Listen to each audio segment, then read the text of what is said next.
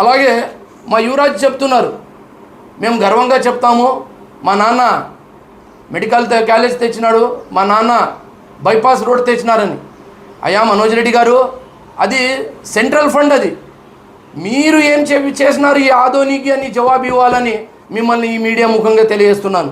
సరే, మీరు గర్వంగా బైపాస్ తెచ్చినారంటున్నారు, కానీ ఆ బైపాస్లో ఇన్సైడ్ ట్రేడింగ్ చేసి ఏదో చోరీ గమాల్ సస్తా అన్నట్ల ఆ అమాయక రైతుల్ని మభ్యపెట్టి ఆ రోడ్డు రాకన్నా ముందు మీరు ఎన్ని ఎకరాలు తీసుకొని ఈరోజు సస్తాతో తీసుకొని ఈరోజు 100 కోట్ల ఆస్తి చేసుకొని ఈరోజు అమ్ముకొని తెలంగాణలో పెట్టుబడులు పెడుతున్నారు.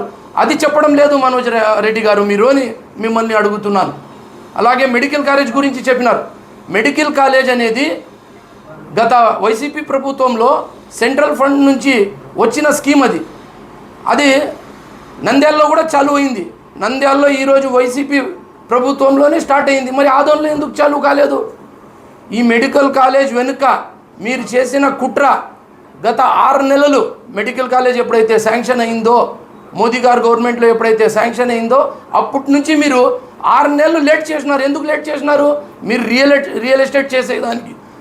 ఒకసారి ఏమో మీడియా ముందే వచ్చి ఏం చెప్తారు, ఎమిని రోడ్ అంటారు, ఒకసారి మీ భీమా కాలేజ్ దగ్గర ఆలూరు రోడ్ అంటారు, ఒకసారి సురుగుంప రోడ్ అంటారు. అమాయక ప్రజల్ని, అమాయక రైతుల్ని, భూముల్ని దోచుకోవడానికి ఈ 6 నెలలు మీరు లేట్ చేసిన స్కీమ్కి ఈరోజు మెడికల్ కాలేజ్ స్టార్ట్ కాలేదు. మరి పక్కన ఉన్న నంద్యాల కాలేజ్ ఎందుకు చాలు అయింది? ఈయన కాలేజ్ ఎందుకు చాలు కాలేదు? ఇది మిమ్మల్ని ఓటేసిన అమాయక ప్రజల్ని జవాబు ఇవ్వాలి కదా. మీరు అక్కడ 100 ఎకరాలు తీసుకొని అక్కడ ప్లాట్లు వేస్తున్నారు కదా.